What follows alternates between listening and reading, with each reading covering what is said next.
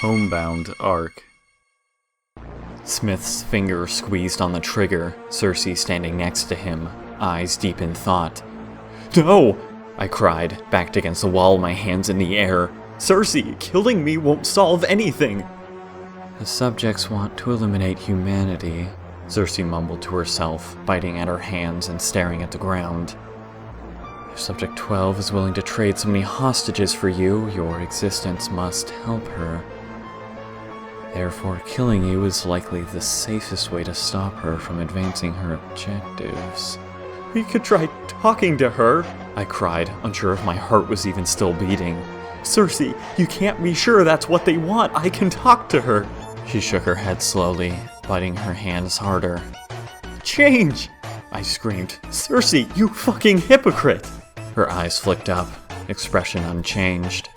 "You said change is the only way to survive," I gagged out with fading breaths. "Trying to kill 12 is just what Manson tried to do. Look what happened, Cersei. Listen to your own advice." Whoa, chill," she sighed, putting her hand in front of Smith and shaking her head. "I just needed some time to think. Killing you would be pointless for many more reasons than your silly one. I said it would be the safest option, not the best one. No need to get so aggressive." My mouth fell open, rage replacing my terror. My slowed heart fought to return to beating, so certain it would have ceased at any second. "Then don't fucking point guns at me!" I screamed. "Well, then don't call me a hypocrite." She rolled her eyes. "There is nothing I hate more.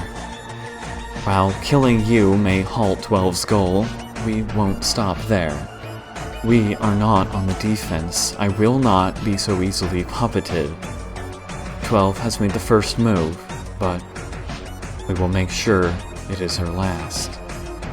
Her face twisted into a massive smile, insanity spilling into her red irises. "By the time we turn her own scheme against her, she'll already be dead." She giggled. "Smith, join Martinez and keep an eye out for 47 approaching this location." She fought to suppress sickly giggles. "Subject 12. Oh, how you've fallen. You have no idea who you're messing with." Her hands clenched in excitement as Smith scrambled out of the doorway, and her laughter filled the room in loud cackles, her eyes fixed on her hands as they drew hot blood from themselves.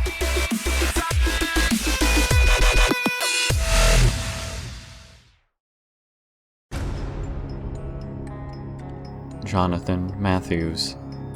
Callie's dead lips mouthed the name to the blank phone screen in her hand, emotionless green eyes detached and cold. "It seems he should not be worth this trouble. My design is founded on destruction, not preservation. My creation is the only reason for my continued existence in this future." A piece of paper was placed in front of her face. "He is absolutely essential to our survival." The green-eyed creature remained unfazed, the reflection of the phone screen illuminating her pupils as she stared at John's contact picture in Penny's phone. More importantly, another piece of paper was pushed forwards. "Cersei will have a plan to kill you. I was a fool to think this would be an easy task. Cersei Parsons usually plays a minor role in the timelines, but her character has mutated into something horrifically dangerous in this instance. Her cancerous intelligence has broken her design. She will kill both of us if we are unable to reach John." The creature stepped in front of Callie, blood halo swirling unstably as she held a clipboard. "If there was another option, I would have avoided this timeline at all costs, Mari continued writing. But we're down to the final reboots, and everything is beginning to fall apart. Cersei's character breaking is evidence that I've spent too much time in this world. She is a physical manifestation of the system beginning to crack. A computer virus that will corrupt everything it touches. You fear Jon's character will break from Cersei's influence. The green-eyed creature spoke emotionlessly. If that happens, you cannot reset again with his information. The virus will corrupt Jon's design, Mari wrote, nodding. He is the main character of this timeline, and the virus subconsciously knows this. It's no coincidence that it has gravitated towards him. It will find the plot holes of this narrative and exploit them. The next reboot cannot contain her character. I do not understand the reasoning. The green-eyed creature turned off the phone again, chains remaining calm and stagnant. Your orders are unfounded, God, but this protocol is not necessary. I, as a weapon of mass destruction, will complete your request regardless of intent. I will attempt to separate Jon Matthews and the virus. Mari's deep eyes scanned her slowly, worry growing. You may not understand now, she wrote slowly. Neither Jon nor you remember the parallel timelines, but you once cared very much about each other. You once changed each other for the better.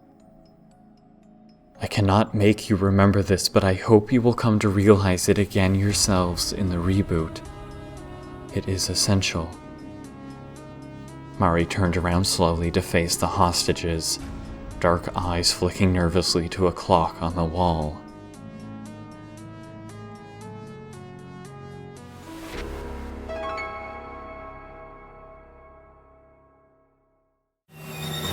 Facility Arc.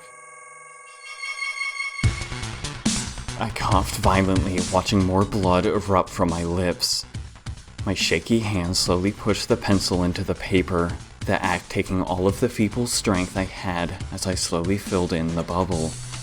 Before I could even get to the last question, however, 105's pale hand slapped against the page, tearing it away and lifting it upwards to the camera directly above her. Mumbling came through the speaker, the scientist cross-checking answers.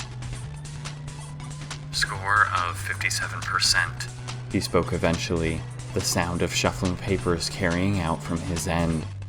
Just 2 points lower than baseline score. I was never much good at mental math, I grinned awkwardly. Doc, what's the highest anyone's gotten on one of these anyway? He ignored this, instead assumedly conversing to someone else in the room before his voice came back through 105's speaker. Subject A, you will now enter the room to your left with Subject B. The viral pathogen will be transferred to her through distortion-based conscious thought. For this reason, you are not to physically make contact with her and maintain a distance between 10 and 20 feet away, the likely transfer range of the prions. Over or understepping these bounds will result in immediate termination by 105 of both Subject B and yourself. Is this understood, Subject A? Understood, I spoke softly. To ensure you are not able to alter the results by refraining from thinking about Subject B, the scientist continued, both of you shall be assigned a task requiring your collaboration, which, if not completed in the designated time, will again result in your collective termination. Is this understood, Subject A? Got it, I breathed before coughing violently, blood again speckling my sleeve as I tried to shield it. Subject B has been informed of the same information. She understands your role as well as her own. Subject A, the second phase of this experiment begins as soon as you step within range of Subject B and ends after the 40-minute mark. You may begin when ready. The door lock to my right clicked off, small red light blaring green as mechanical gears shifted. 52 sat facing the doorway, eyes instantly widening in terror as John stepped through. He was chalk white, steps staggering and uneven as he braced himself against the doorway. His eyes, usually a dull green, had been tainted a sickly pure white, pinprick pupils ringed with a vile red circle. His decayed irises briefly made contact with 52 before he quickly flinched his gaze away. Before I'm in range, he quickly staggered. Whatever the task is, 52, we can't talk about it. We have to find a way to communicate indirectly enough so I can focus on something other than you. 52's face just clenched in horror, her hands gripping down on the desk. She stammered out nothing in particular. We can do it, John affirmed, eyes looking away. 52, if we can complete the task and I die before you're infected, they can't do anything to you. You will survive this. Subject A and B. The scientist's voice continued as 105 teleported into the room. Let's begin the second phase. Your task is neither simple nor possible without teamwork. I will not reveal it until you are within range. Trust me. John cringed through clenched teeth. 52, you'll get through this. I won't let you die. You have to trust me. He finally looked to see two computer screens at either end of a lengthy table in the center of the room. They flickered to life. A grid crawled across both screens, jagged black and white icons appearing as a timer flickered into view. The large red numbers had already begun counting down. 52's hands flinched away from the pristinely white keyboard and mousepad as John sat opposite her, eyes trained on the screen as he slowly gripped his mouse. Your task, the scientist finally spoke, is to play a game of chess in which neither of you wins. John's eyes narrowed, a bead of sweat breaking out on his forehead. An intentional stalemate? He hissed to himself, staring at the screen. End the game in a draw within 30 minutes, the scientist affirmed, or both of you will be eliminated. If either king is placed in checkmate or you abandon the game, you will lose as well.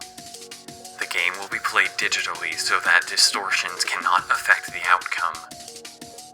Stalemate? 52 shrieked in her mind. One of our kings has to be unable to move anywhere else on the board without being put in check, but not be in checkmate? Without communication, such a thing. Her hands clenched so tight her knuckles went pale, fingernails shredding into the flesh of her palms. Her panicked eyes stared at the screen, hand moving to brush the hair from her face. This is bad, John thought, fingers tapping against the mouse. I can't think. It's just me and this computer here. I'm playing against a computer, is all. And yet, because of that, I have no way of knowing who is going to try to put the other in stalemate. 52 panicked. I can't let myself get into checkmate. Putting my king in any danger at all is too risky. But he'll be thinking the same thing. And if we both try to protect our kings, this will play out like a normal chess game with one winner. Which means we both lose. John cringed in his head, hand clenching at his skull. If I could just play it obviously enough that I'm trying to offer my king into stalemate, but I don't know if I can. If I'm too obvious about being the one to be put in stalemate, 52 hissed to herself. I don't know if I can trust him to not accidentally put my king in check and kill us both. What does he have to lose anyway? He's going to die no matter what. Player A is first. John's screen flashed over and over in red text, the timer steadily falling in the corner. His hand shakily dragged the cursor to one of his pawns.